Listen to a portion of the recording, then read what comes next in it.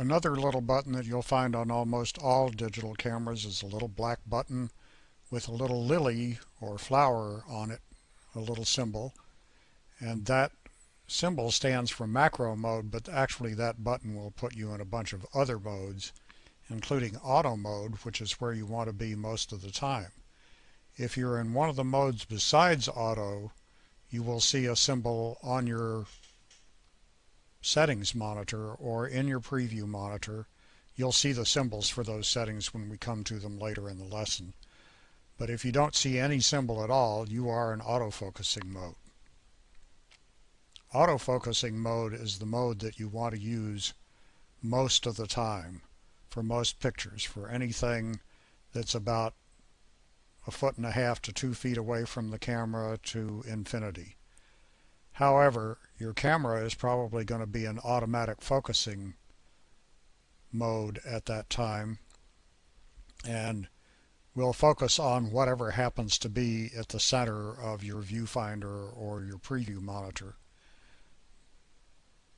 So what you want to do is you want to press the shutter button. You want to pan first so that what you want to focus on is at the center of the screen. Press the shutter button halfway and it will focus on that object. Then you want to pan over so that you've got the framing that you want regardless of where the center of the screen is, and continue to press the shutter button until it clicks so that the object that you actually want to be in focus is in focus. If you continue to press the focusing range button, symbols will appear on your settings monitor or on your preview monitor. The ones that you will see are the macro symbol, which is the little lily, the infinity symbol, which is a couple of mountains, and the portrait symbol, which is usually a smiley face.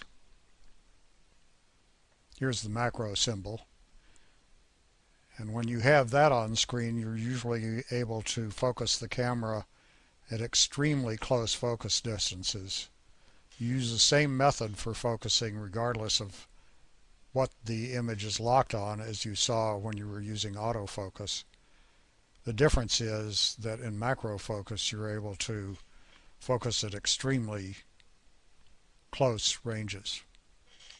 If you have the portrait symbol in your preview monitor, this little smiley face over here on the left, the camera will automatically set itself to as wide an aperture as possible, consistent with a good exposure, so that the foreground will be sharp, in other words the person's face or an object in a still life, and the background will be as out of focus as the camera is capable of making it. Notice that the background here is quite fuzzy. If this symbol, that's the mountain symbol I was telling you about, shows up, it means that the camera will lock itself at an infinity level of focus so that everything in the distance will be as sharp as possible. The reason for this is if you're shooting landscapes and there are little objects in the foreground that aren't as important as the background is, then you can ensure yourself that those background objects will be in focus, such as you see in this landscape here.